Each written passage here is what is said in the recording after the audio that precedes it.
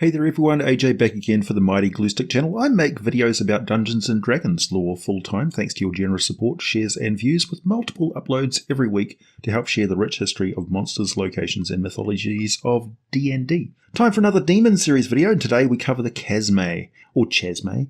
These loathsome demons resemble giant black cave flies, the kind that constantly pester Roth and whose bite results in pus-filled wounds. The largest of their kind can be as large as 4 pack lizards, though normally they are large and rather than huge. In the history of Dungeons & Dragons, they've been with us ever since the Lost Caverns of Sojanth, where they were minor demons and then they became greater tanar'ri at some later point. So they've always kind of been on the cusp of rank and privilege within the abyssal ranks. They have 2 compound eyes that are unlike in insects in that they can swivel and turn like a mammal eye, kind of disconcerting. They have 2 sets of large buzzing wings and have 6 limbs. The 2 forelimbs resemble long slender arms with long fingered hands, and the other 4 are hooked insectoid limbs. Emerging from its thorax, it has a head vaguely like that of a humanoid, but hideously ugly and exaggerated, with a foul drool oozing tiny mouth, these overly large compound eyes above it, and the hard tufts of dirty hair at random patches across its head, and a large horn-like nose. This nose is more like a beak, as it is sharp, hooked, and the Chasme can stab it into victims and thrust out their long, hollow tongue into the wound to suck out blood. Its small maw contains black, bony ridges rather than teeth, and it has, as with the rest of it, it's teeming with all kinds of diseases. These tufts of wiry hair continue down its body, growing out between chitinous plates that cover its thick insectoid body. Chasme can walk upright, which is actually quite a disconcerting sight. After a lifetime of seeing flies crawl around on all their limbs, one standing up on its hind legs is really quite jarring to the sensibilities. Of course, the Chasme can easily crawl up walls and ceilings and buzz about in the air. Their 4 wings provide them with excellent maneuverability despite their size. Although averaging 7 to 9 feet, or 2.1 to 2.7 meters, they only weigh 150 pounds, or 68 kilograms, so they are good at flying, but lousy at barging into enemies, and don't fare well in contests of strength. Even so, they can easily best a human, as their strength is 15 compared to the human average of 10. The adventuring player characters with strength superior to theirs will often likely surprise them. Chasme have unnatural physiology. Their blood is thick and black, but their limbs, if they're chopped off or their bodies split open, they appear to be filled with noxious green and yellow ichor, kind of oozy and pus-like, which seems to react with the air, releasing a strong stench of corpses, seeming to deflate rapidly as if their body was hollow. When first summoned or in close proximity to them, they tend to waft a smell of rank, musty fungus. When they fly and move about, they release a disruptive droning sound with a supernatural quality that weakens mortal life. Demons are immune. Any other creature that starts its turn within 30 feet of the Chasme must succeed on a DC 12 Constitution saving throw or fall unconscious for 10 minutes. Elves, of course, and other creatures that are immune to sleep are not affected. A creature that can't hear this drone automatically succeeds on the saving throw, so if you know these Chasme about, it's best to block your ears. The effect on the creature ends if it takes damage, or if another creature takes an action to splash it with holy water. If the saving throw is successful, or the creature or the effect ends for it, it is immune to the drone for the next 24 hours. This is a little bit more potent than it used to be, because it used to be that you could just shake a creature and it would wake up. Small comfort. Small comfort. If the first thing that wakes them up is a boulder being smashed into their head or being stabbed in the neck by a demonic poleaxe, or more likely, though, the Chasme will take the opportunity to bind the comatose victim securely and stab that proboscis nose directly into them, feasting on their warm blood. Being knocked out unless splashed by holy water or physically damaged, that's really quite formidable. Almost a save or die situation. Chasme have an armor class of 15 and an average of 84 hit points. They have a surface speed of 20 feet, and that's off any surface. They don't need to make climb checks. Their flying speed of 60 feet per round is quite good. Blind sight within 10 feet, thanks to their sensitive hair tufts. dark vision out to 120 feet, and thanks to those compound eyes, they have a passive perception of 15, as well as a bonus of +5 to their active perception checks. It's no wonder that these sadistic creatures are most commonly forced to be taskmasters of the lesser minions or of a more powerful demon. They are also frequently found in places where captives have been taken by demonic forces, where the keen senses keep watch out for any sign of escape or a rescue. And they love to interrogate their prisoners, weakening them physically and mentally with disease, torture, and that relentless droning buzz. Chasme, like most demons, require no sleep at all, so they can drive a mortal victim to insanity just by denying them any chance of rest, even as they drink the victim's blood and fill them full of illness and terror. Like most demons, they have immunity to poison, and they are resistant to cold, fire, and lightning. They also have advantage on all saving throws against spells and other magical effects. Yet another reason why they make excellent captors and guards. Speaking with a Chasme, they have a raspy, buzzing voice, typically communicate telepathically instead. The Chasme lives to dole out torture as punishment to any living being, including other demons, and has a knack for spotting demons that have deserted their lords or their posts in the blood war.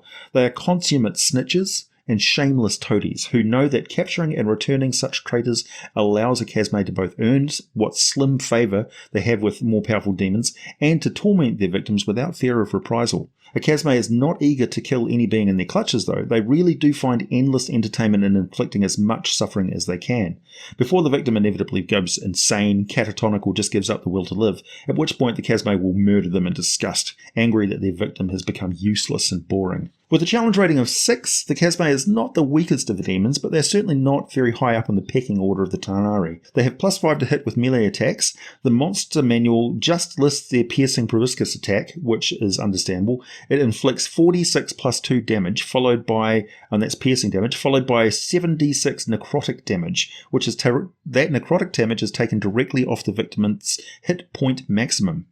This weakening necrotic damage will kill the victim if their hit point maximum is reduced to 0, even if they have temporarily gained hit points and such. Plus, that necrotic weakening can only be recovered by a long rest, so it's quite formidable, really. They don't always attack with their proboscis, though. You'll quite often find them with abyssal steel polearms and wretched steel bows that fire arrows coated with diseases and lined with savage barbs designed to create horrific wounds that cause a victim to lose a lot of blood, slowing them down enough for the Chasmes to catch them. Chasmes will work in groups to take down targets in the abyss, so when summoned to the primaterial plane, which they hate with a passion, they're alone, which they don't like. They may also be carrying nets made of woven hair or poisonous fungus fiber ropes. They may have sacks of hallucinogenic fungal spores and belts containing many wicked instruments of torture. Prior to 5th edition D&D, Chasme had much more advanced abilities to cause fear, much like the spell. They also had a small arsenal of innate magical powers such as detect invisibility, see invisibility, insect plague, ray of enfeeblement, telekinesis, darkness, teleport, greater teleport, contagion, desecrate, dispel magic, fly, protection from good, wave of grief, unholy aura, circle of nausea, and also they were able to fire off those rays of enfeeblement like a bonus action. A Chasme's claws, as with other natural weapons, deal savage wounds that bleed profusely, and they tend to accumulate with the number of wounds. The bleeding continued until wounds were treated by a skilled healer or closed through some sort of magical healing. Without such treatment, a victim would eventually die of blood loss, and you could represent that by a cumulative 1 point of blood loss that continues until they are healed by somebody with a healing skill or a healing kit or, of course, magical healing. Chasmes are cunning, but with a very keen focus on self-preservation, which some would call being a conniving yellow-bellied coward. However, they have quite an addiction to inflicting pain, and which they satisfy by torturing the weak, and are constantly thirsty for blood. They have an intelligence of 11, so they're certainly not stupid, with quite a knack for spotting deception, as well as quite a lot of skill in deceiving others, mainly with their centuries of inflicting horrific torture. They get familiar with lies, deceptions, and what other beings think and feel about things. If you break enough minds, you pick up skills on how to manipulate them as well. They practice in these areas, usually becoming skilled at intimidation, gathering information, or even a little diplomacy. They can be quite stealthy and good at noticing things and finding that which is hidden. Chasmes favour lairs that are vertical surfaces with many ledges to roost upon. This can include rooftop rookeries, vast cavern faces, treetops. They're common in the abyss and especially prevalent in the layers of the crushing plain and Toromor, which is once the home of Pazuzu, the demon lord of all things that evil that fly, or prince of the lower aerial kingdoms as he's called. Some sources say that preferring the company of their own kind to other demons is what they're about, and often gather in large gangs of 3 to 10 members. It's unclear if they must lay eggs, but kezzeme are known to reproduce, with observations of larvae like fiendish maggots that crawl from a corpse and consume the corruption that pervades the abyss, the slime and slop that you find in bubbling pools. Other demons, particularly flying kinds, usually kill and devour kezzeme larvae whenever they find them, so only the most clever survive. After about a month, the maggots metamorphose into their adult form, and these grow to adulthood, able to breed and presumably lay eggs in corpses within 2 years, and reaching their full adult size within only 7 years, living until killed thereafter. In a few cases, kezmes have claimed some small pockets of land in the abyss or another plane, and set themselves up as petty demon princes in miniature. These loathsome lordlings rule over minor demons such as wretches and rudderkins, and it's likely that a being that finds themselves arriving in a very remote and desolate corner of the abyss, because when you teleport to the abyss you always wind up somewhere random, may just stumble upon one of these wretched little kingdoms. Typically, the kezzeme bitterly hate other demons, particularly the Vrox, who they see as their eternal rivals, and it's quite often the Vrox that eat their offspring. They know they are well below the rank of the Glabrizus and Hezraels, and will automatically serve them if they have no means of escape.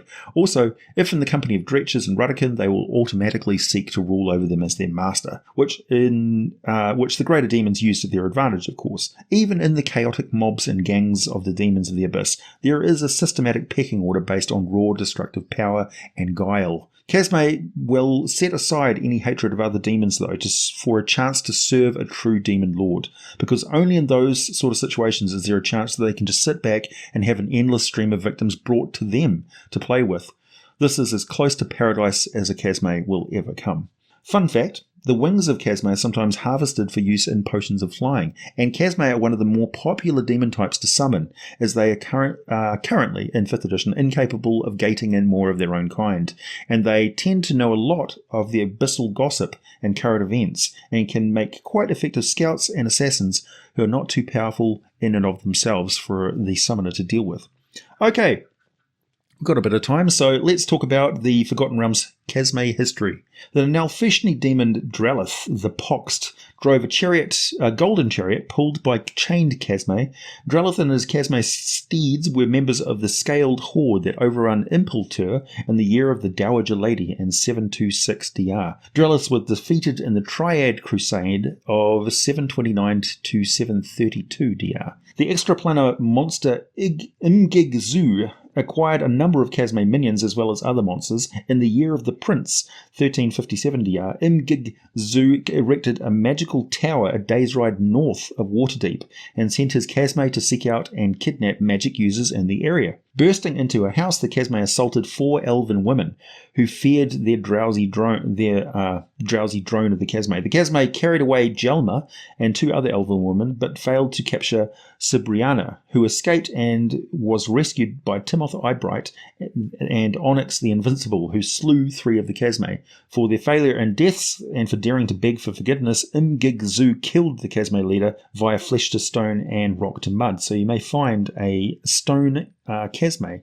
or a pool of mud that was once it, somewhere near Waterdeep. So, some days later, the Chasme were pursuing 2 more elven women when Cibriana, Timoth, Onyx, Vajra Valmeyar, and Priam Agriva heard their buzzing and came to the rescue. Wary of their strong, awful droning, the Camandians slew the last of Imgig's Chasme, and that was the end of that. In the year of the Wave, in 1364 DR, 2 Chasme were among the horde of fiends that the Balor Urtu unleashed against Driz de Erden, Catti-brie, Bruenor Battlehammer, Regis, and Strumpet Rakenclaw as they approached Crystal Tirith in Icewind Dale.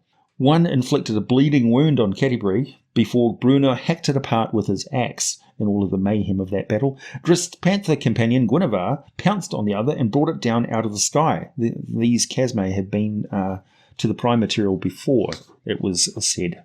In the year of the Rogue Dragons in 1373 DR, Danife Iontir, a priestess of Loth, summoned a massive kezzeme known as Vakul and asked it to carry herself and her Dragloth Jigred across the demon-web pits. It demanded payment, and Danife seduced it by grasping its horn and promising the drooling thing all sorts of unholy pleasures. However, when the journey was done, she betrayed Vakul and ordered her Dragloth to kill the kezzeme. Jigred tore Vakul's forearms off before it escaped, cursing her and fleeing back to its home plane. In Myrtle 23 in 1373 DR, Forkin One-Eye summoned a kezzeme to kill members of a cabal of wizards in Thentia, studying the Dracorage mythal, causing the current Rage of Dragons. Ultimately, the Avarial Tegan Nightwind, the fairy dragon Jivix, and the surviving wizards defeated Forkil and the kezzeme. And in 1485 and 1486 DR, kezzeme were among the demons that walked the streets of Menzoberranzan, and were later said to aid in the failed defense of Xorlaran against the dwarves.